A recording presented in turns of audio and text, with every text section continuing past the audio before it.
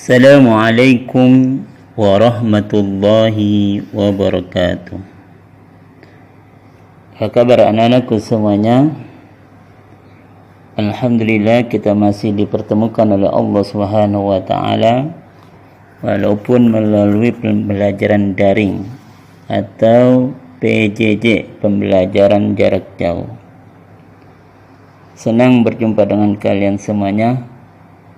Mudah-mudahan kalian dalam keadaan sehat walafiat dan juga tetap diberi kesemangatan oleh Allah untuk mengikuti pembelajaran.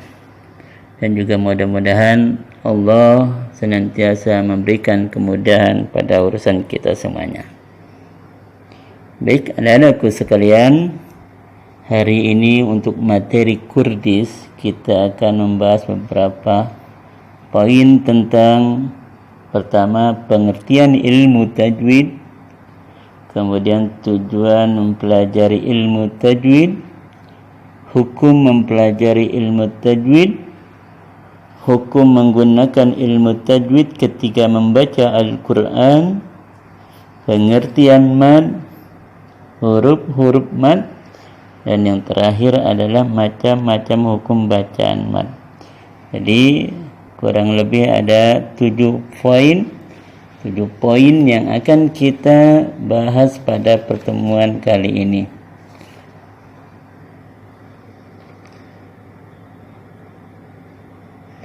Baik anak-anakku semuanya, mari kita mulai dari pembahasan yang pertama, yaitu tentang pengertian ilmu tajwid.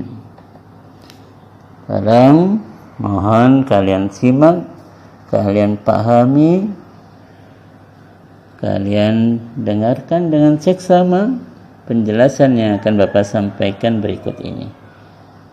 Pengertian ilmu tajwid. Secara bahasa, kata tajwid berarti tahsin, yang artinya memperbaiki. Aku ulangi, secara bahasa tajwid berarti tahsin, artinya memperbaiki atau membaguskan. Sedangkan menurut istilah, yang dimaksud ilmu tajwid adalah mengeluarkan setiap huruf dari tempat keluarnya. Mengeluarkan setiap huruf dari tempat keluarnya, atau yang disebut dengan makhraj, makharijul huruf, serta memberikan hak-haknya, memberikan hak-hak huruf tersebut. Nah, ini pengertian ilmu tajwid secara istilah. Kemudian poin yang kedua, yaitu tujuan mempelajari ilmu tajwid.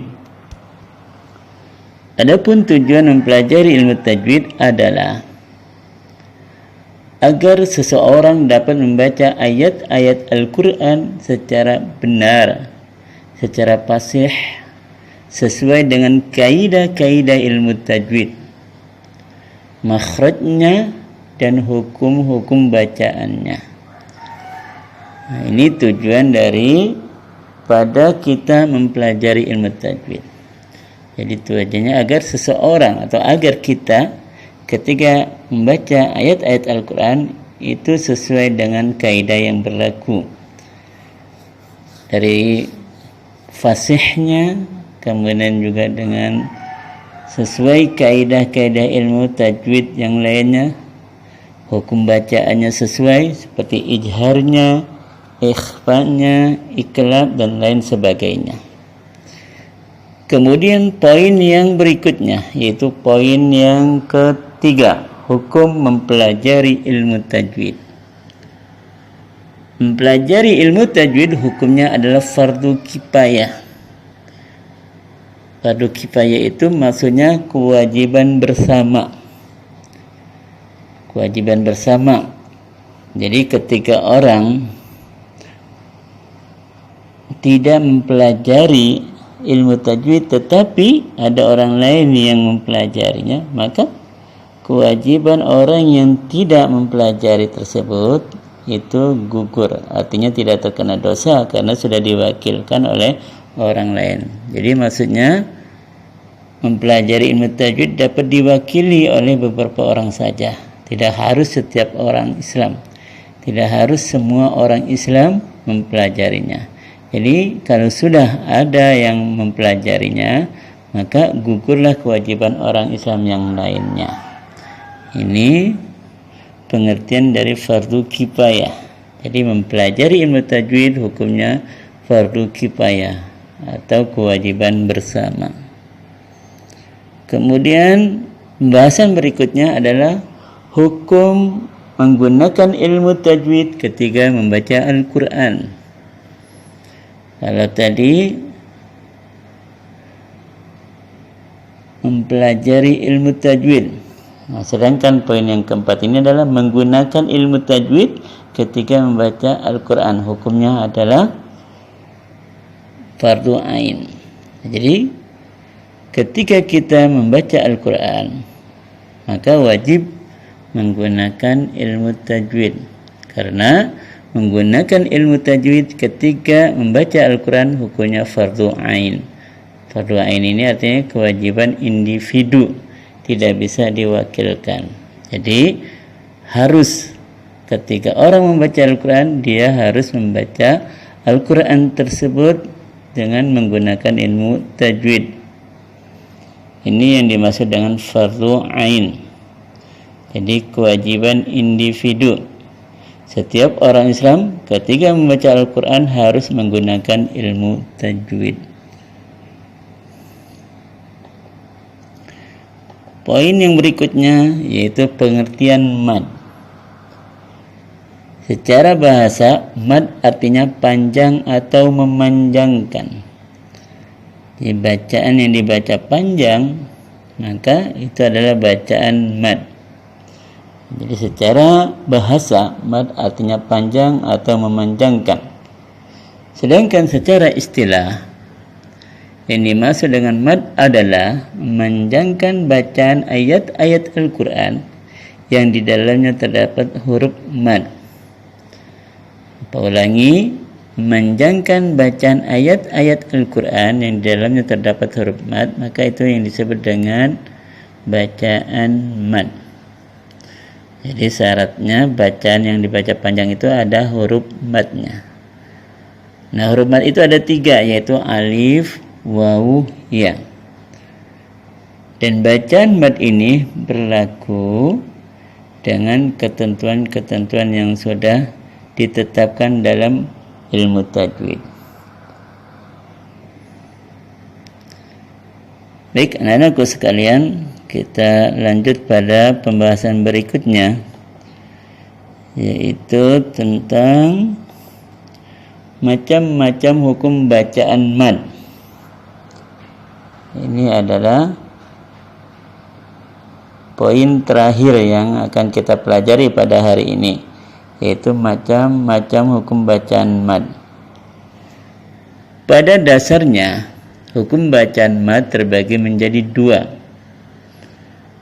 Ulangi, pada dasarnya hukum bacaan mad terbagi menjadi 2, yaitu mad tabi'i atau disebut juga dengan mad asli. Satu hukum, 2 nama, yaitu mad tabi'i atau mad asli. Jadi sama. Jadi ketika orang menyebut mad tabi'i, berarti itu adalah mad asli. Jadi boleh disebut dengan mad tabi'i atau dengan mad asli. Kemudian hukum bacaan mad yang kedua adalah mad far'i. Far'i ini artinya cabang. Karena dalam mad far'i ini itu ada beberapa hukum bacaan. Sekitar 13 hukum bacaan yang termasuk mad far'i. Ke-13 tersebut adalah yang pertama mad wajib muttasil, kemudian mad zaid munfasil, mad arid lisukun, kemudian mad iwad. Yang kelima mad sila, yang keenam mad badal, yang ketujuh mad tamkin, kedelapan mad lin, kemudian mad lazim musaqqal kilmi, mad lazim khafaf kilmi. Yang ke-11 mad lazim saqqal harfi. Yang ke-12 adalah mad lazim khafaf harfi. Dan yang terakhir yang termasuk mad far'i adalah mad farqi. Jadi ke-13 hukum bacaan mad ini masuk kelompok hukum bacaan mad far'i. Baik anak-anakku sekalian, demikian yang dapat Bapak sampaikan pada pertemuan kali ini. Tapi untuk selanjutnya pembahasan kita masih berlanjut pada sekitar hukum bacaan mad. Dan yang kita akan pelajari pada pertemuan berikutnya nanti atau pada semester ganjil ini hanya 3 hukum bacaan mad yang akan kita pelajari, yaitu mad tabi'i atau mad asli, kemudian mad wajib muttasil, dan yang ketiga adalah mad zaiz munfasil. Nanti ketiga hukum bacaan mad itulah yang nanti akan kita bahas pada pertemuan berikutnya. Mudah-mudahan apa yang Bapak sampaikan pada hari ini dapat kalian pahami, dapat kalian mengerti, dan juga mudah-mudahan ilmu yang kita dapat kita amalkan. Terima kasih atas segala perhatian kalian. Mohon maaf atas segala kekurangannya. Hadanallahu wa iyyakum ajma'in. Wassalamu alaikum warahmatullahi wabarakatuh.